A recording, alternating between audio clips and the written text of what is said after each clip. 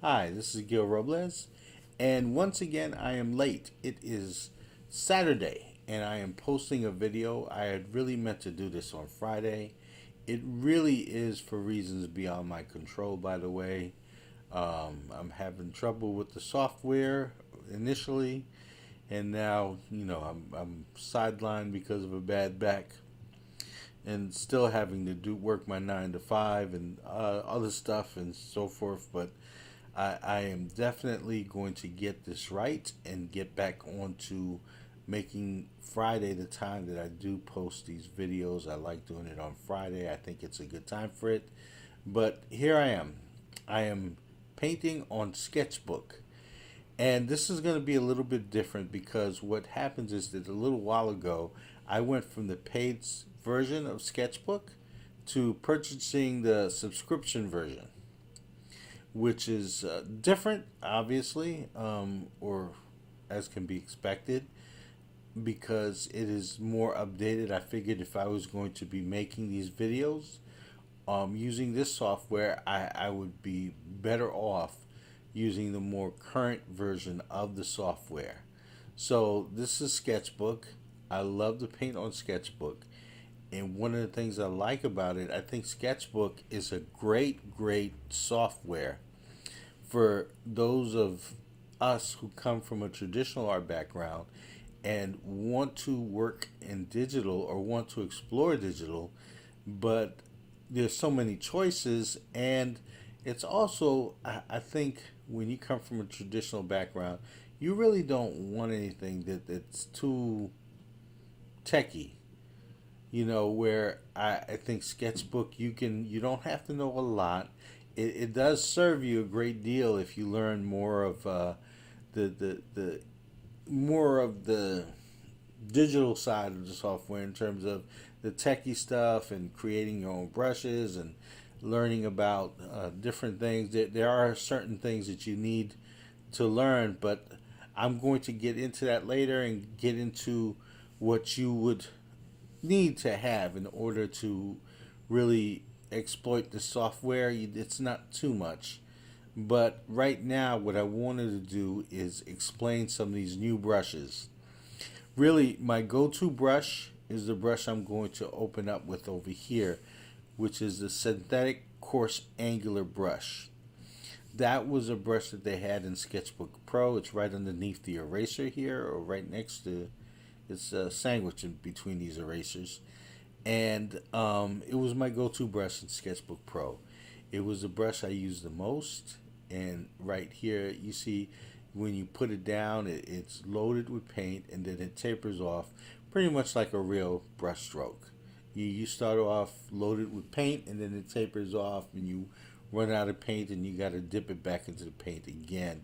Over here on the upper left a corner of your brushes palette, you have the brush properties, and you have this for any of your brushes that you select, and the brush properties would vary, but here you have, at least that was in Sketchbook Pro, the brush properties would vary. I don't know if you have all these same choices in every single brush, but you just have to open it up and find out. The first part is the basic, where you have the size, and you can change the size of the brush. You have the flow of the brush, more or less paint on the brush, and then strength. I think this is in regards to the opacity of the brush stroke. I'm not sure that's what you had before in Sketchbook Pro. Then there are a lot more choices when you get to the advanced. I don't really want to touch that. Don't want to tweak this brush. I want to use it as is, and you don't need to. Really, you can use these brushes as is. If you want to, what I would recommend if you want to make a tweak on any of these brushes, is that rather than tweak these brushes, go ahead and create a do-it-yourself brush, and that's a video for another time. I did it on Sketchbook Pro. I haven't done it on here yet, but you can always create another brush and take some of these brush properties into that brush, and then tweak it all you to your heart's content. This other brush is a synthetic flat bristle brush, which I thought was very interesting because of the textures it leaves. It's like hatching, and I'm using a darker color here, and you see the hatch lines right there, and you go across, and of course that will produce a cross hatch line. And this I thought was interesting, and would probably be very useful when I paint. I like this. I like what it's doing a lot. I'm not exactly sure how I would use it. Again, all those properties are there for you to tweak. I would leave this one alone and keep it as is. But if you want, create another do-it-yourself brush and go from there. And again, that would be a video for another time. So another brush right here is a synthetic fan brush. I like this a lot. I really like this brush. You see, if you hold the brush down without picking it up again, it smudges into the background. And you can keep on doing this, and the brush will smudge, even get another color. And you hold it down. Now, if you just make stroke after stroke without holding it down, it'll be more opaque. But if you hold it down, it will blend into the color that you've already laid down. It'll even blend into the background, it seems. So this is a great brush. I see a lot of possibilities with this brush right here. I'm liking it a lot. And you know, there's a lot of brushes to get used to here. These are just 3 of them so far. When in a lot more choices, this is the synthetic bristle round brush. Okay, and it is pretty much it's similar to the brush I had before, the synthetic coarse angular brush. It's supposed to be, of course, round. It doesn't taper into a sharp point, and I believe I was going to see if I can do that here with the advance, which I thought, looking in hindsight, was a bad idea, because I don't want to mess with the brushes right now. But I mean, if you have your choices here, this might be a good opportunity to explore what these are. Here's the rotation. You change the rotation of the brush, and you can pretty much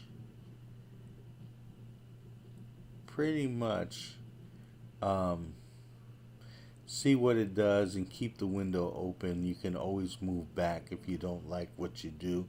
But what happens, you in order to make any real changes, you got to move several of these sliders around, which is what I was doing before I decided, hey, I need to get back to what I had before. This was kind of neat. It tapered off into a point. I wasn't sure how I was going to use that, though. There's the spacing of the brush, which all brushes are like a little pattern, a little stamp, and there's space either further apart or closer together. The closer together they are, the more opaque it is. The further apart they are, the less the more I don't know how to explain it, but it will look different. Let me put it that way. See, that was the stamp there just a minute ago, so you get an idea of what this brush is made out of. You can always slide to the bottom, and it'll show you the stamp of the brush and what that brush is made out of. But in hindsight, should have left this one alone. Should have tweaked it, should have gone ahead and created a do-it-yourself brush, and then used these properties and tweaked it there, and then renamed the brush. But you see, you can make a lot of changes in this brush. Interesting. I don't know what that would have looked like if I'd have just kept it that way and tried it. There, once again, is the stamp, that little black box with all those white dots. That is the stamp of this brush. So, anyway, Bad idea. Bad idea. But you know what? You like I said, if you're more used to traditional painting and you want to try out, so you don't have to do this at all. You can just use these brushes as they are. You can see which ones suit you best, and you can choose those to paint. When I was working in Sketchbook Pro, that the first one I showed you, the synthetic coarse angular brush, was my favorite brush. I would use that, and I would use the one of the smudge brushes, and I wouldn't use too many of the brushes outside of that for painting. I'd use some of the brushes for other things, but for painting, what I tried to do was to get the work to not look like a digital painting, but to try and get it to look like a traditional painting, and that was the end I was moving towards. So, like I said, the favorite one I went to was, of course, the coarse angular brush, and that was the only brush I needed to work from in order to get what I want. This is another brush um, that actually is a lot of fun. It's a wet frayed bristles, and it's like the synthetic fan brush. You can rub into the paint. You can hold it down and smudge other paint in there, and it's very, very interesting. I like this a lot. I don't know what I would use it for. Well, no, this I would just play around with it and see what can happen with this brush. But it has great possibilities. The next brush is the wet frayed bristles, which are wait, I'm sorry. Is that the wet frayed bristles? And yes, that is the wet frayed bristles. This was interesting. The other one I think was the salty watercolor brush. So this is interesting because if you see, I go over the paint and you can see it doesn't disturb what's underneath it so much, but it does kind of like glaze over it and it changes it. So this has a lot of possibilities too. I like this a lot. Yes, this is the wet frayed brush. I'm sorry for the confusion. The brush that I had used before was before this one was the salty watercolor brush. And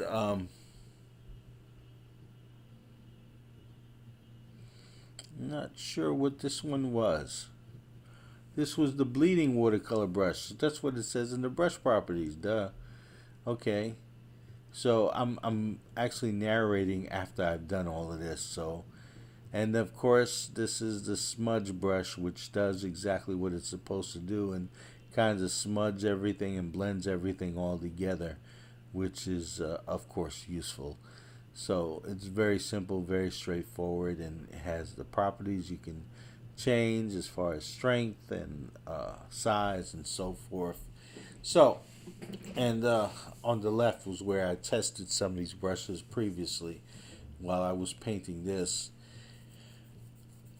I think, again, you go into, if you're coming from a traditional art background and you want to try this a software, this is a great software. Mischief is another great software. Mischief is just really simple, and you don't have a lot of choices in Mischief. All you do have, you're very limited, and I think the things that you need the most are great brushes to choose from, just like you do with traditional painting. A lot of people spend a lot of good money on good brushes. So if you have good brushes to choose from, and you also, one of the things that's different, well, yeah, one of the things that's different, of course, is the layers editor. The layers editor is on the right, is where you have your layers. If you see, I have a layer. There's a background layer underneath, but that background really doesn't show up when you print the finished piece. I don't know why. At least it didn't show up in Sketchbook Pro. But when you do say when you add a layer on that, I added this blue background on another layer, then I added another layer to paint on top of that blue background, so that blue color will remain undisturbed. And I can just, it's still useful to me. And so, but the thing is, one of the things is that you have now, if you're used to working digitally, then you know what, I'm really explaining this to people who might want to come from a traditional background and try on uh, uh, digital. So this is what this explanation is for. A lot of you probably already know this as far as the layers, but you see, I added another layer, and what I do is I change the opacity of the layer, and I work over what I have here, and then I merge the layers.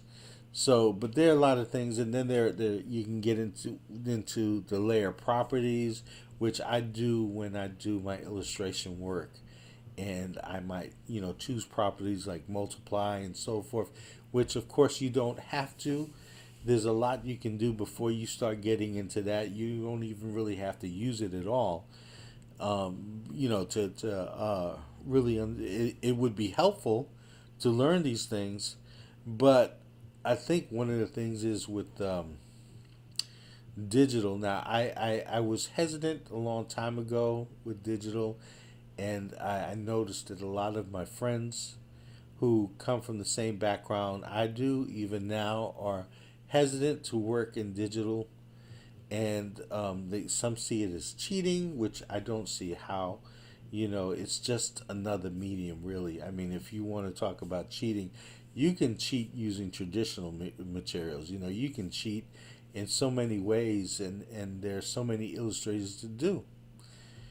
I mean, I've done illustrations. I work in illustration, which includes doing a 9 to 5. But one of the things is there are ways of getting your image on the canvas or getting your image on the paper and cheating, and instead of really drawing them out, same as there are in digital. So, but if you work honestly, and if you are trying your best to be a not just to not just to fool people with the picture. I don't know how to put this, but are really trying to become a better artist, then that's what you're going to work at, is becoming a better artist and improving your drawing and improving your painting skills. And the medium doesn't matter so much as the image that you produce. So that's what I worry about. And the only drawback, of course, that I see, or the biggest drawback, is that in traditional art, of course, by the end of it, you have a product. You have something on canvas or something on paper that can be sold, that is unique, that is individual. In digital, you have something that's virtual, that is something that exists only on your computer or only as a file, and not as a finished art piece like on a canvas. Now, there are ways of getting around that. Of course, you can print onto canvas these days. You can print on nice printing paper and so forth. Um, and, it's similar to, I guess, what people did when they created uh, plates, like for etchings or so forth, where it's not a unique piece of art. You have the etching plate, and you produce many copies from that plate and so forth. This is pretty similar. I mean, I've had people who didn't agree with me in regards to that, because there's so much work, they say, that that's involved in making that etching plate, which I know because I've done etching before. I understand the process. I've done lithography. I understand the process. But again, this is not easy. The computer is not painting for me. I am painting this image, and I am using my drawing skills as well. And it is a process that I respect, that other people also do when they do their digital art. So, to me, it's just another medium. To me, it's just another way of producing art. And so there's nothing that you should be afraid of in terms of, I mean, there are people who are afraid of what happens if they push the wrong button for whatever reason. It's not like you're going to contact NORAD because uh, you, uh, you changed your layer to multiple, and then you see some explosion outside your window or something. I don't know. People are afraid of computers in that way, especially I've seen older people afraid of computers in that way. If it's like they're afraid to push a button, but there's nothing to be afraid of. Obviously, you're nothing's going to happen, but you might either improve your painting or mess up your painting. That's about as bad as it can get. So, anyway, so again, I would recommend Sketchbook Pro as a software to jump into, or Sketchbook. I'm sorry, Sketchbook. It's a very inexpensive as far as the I think it's 20 something dollars to the subscription for the year. It's not expensive at all, and so you have it for a year to mess around with on your computer. Like the thing that I would do though is probably the most costly thing, but the best thing is to get a tablet for for digital painting. You can't paint with a mouse, and you know what? There are people that do, and they do a great job, but it's extremely difficult. And if you come from a traditional background, you want to be able to basically paint the same way that you painted with your tools from before. So I'm using a monitor which I draw on. This is a monoprice monitor, and I'll leave links to Sketchbook Pro. I'll leave links to monitors or different